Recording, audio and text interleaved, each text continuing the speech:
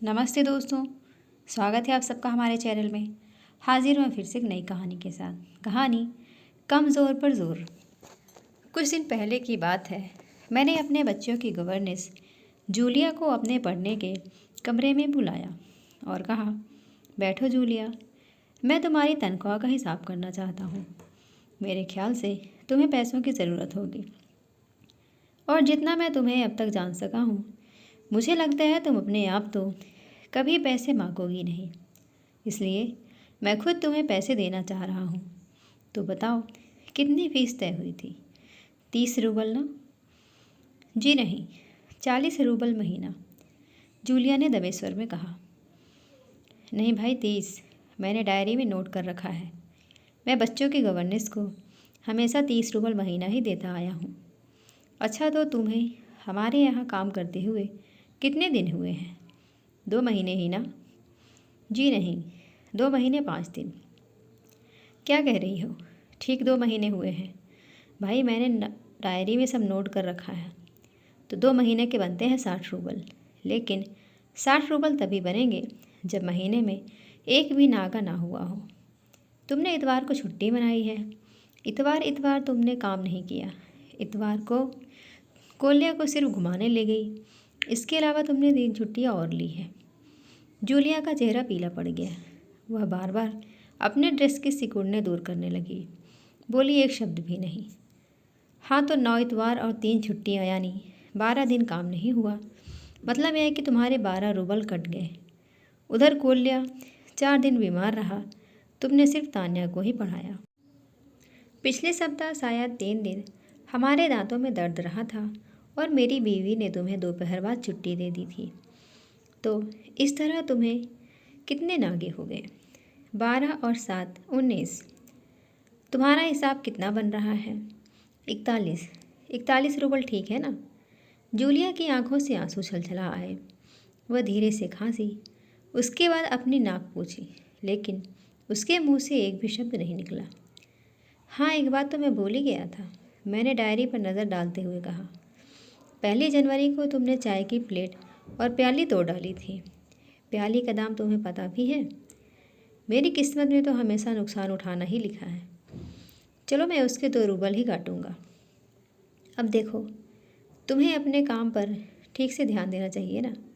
उस दिन तुमने ध्यान नहीं रखा और तुम्हारी नज़र बचाकर कोलिया पेड़ पर चढ़ गया और वहाँ उलझकर उसकी जैकेट फट गई। इसकी भरपाई कौन करेगा? तो 10 रूबल उसके कट गए। तुम्हारी इसी लापरवाही के कारण हमारी नौकरानी ने तान्या के नए जूते चुरा लिए। अब देखो, तुम्हारा काम बच्चों की देखभाल करना है। इसी काम के तो तुम्हें पैसे मिलते हैं। तुम अपने काम में ढील दोगी तो पैसे तो काटने ही पड़ेंगे। मैं कोई गलत तो नहीं कह रहा हूँ ना? तो जूतों के 5 रूबल और कट गए। और हाँ, 10 जनवरी को तुमने 10 रूबल दिए थे। जी नहीं, आपने मुझे कुछ नहीं दिया था, जूलिया ने दबी जुबान में कहना चाहा। अरे तो क्या मैं झूठ बोल रहा हूँ? मैं डायरी में हर चीज़ नोट कर लेता हूँ। तुम्हें यकीन न हो तो डायरी दिखाऊँ? जी नहीं, आप कह रहे हैं तो आपने दिए ही होंगे। दिए ही होंगे नहीं, मैं कठोर स्वर में बोला। तो ठीक है, घटाओ 27 41 में से बचे 14।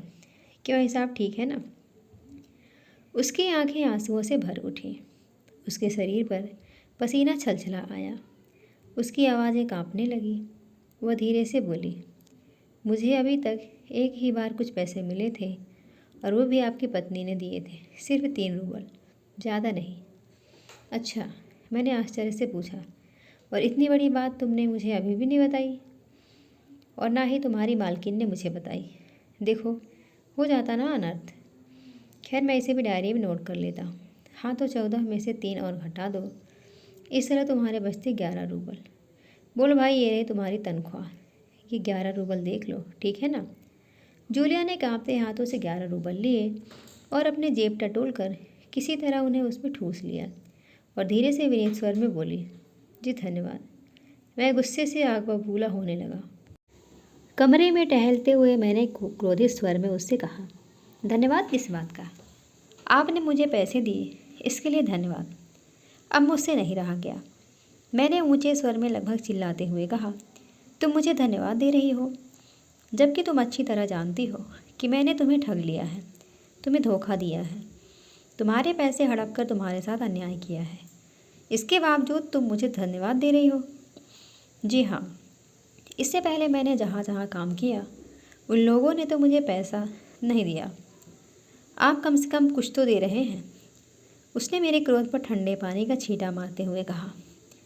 उन लोगों ने तुम्हें एक पैसा भी नहीं दिया जूलिया? मुझे यह बात सुनकर तनिक भी अचरज नहीं हो रहा है। मैंने कहा।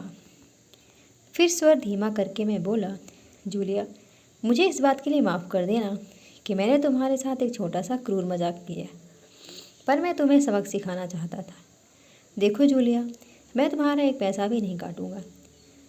देखो, यह तुम्हारे 80 रूबल रखे हैं, मैं अभी तुम्हें देता हूँ, लेकिन उससे पहले मैं तुमसे कुछ पूछना चाहूँगा। जूलिया, क्या ज़रूरी है कि इंसान भला कहलाए जाने के लिए इतना दब्बू और भोंदा बन जाए कि उसके साथ जो अन्याय हो रहा है उसका विरोध तक ना करे, बस चुपचाप सारी ज़्यादतियाँ सहता जाए? नहीं जूलिया, यह अच्छी बात नहीं है। इस तरह खामोश रहने से काम नहीं चलेगा। अपने आप को बनाए रखने के लिए तुम्हें इस संसार से लड़ना होगा। मत भूलो कि इस संसार में बिना अपनी बात कहे कुछ नहीं मिलता। जूलिया ने यह सब कुछ सुना और फिर चुपचाप चली गई। मैंने उसे जाते हुए देखा और सोचा कि इस दुनिया में कमज़ोर लोगों को डरा लेना कितना आसान है। दोस्तों, कहानी आपको कैसी लगी ज़रूर बताइएगा। लाइक करिएगा, चैनल पर नए तो चैनल को सब्सक्राइब करिएगा। धन्यवाद।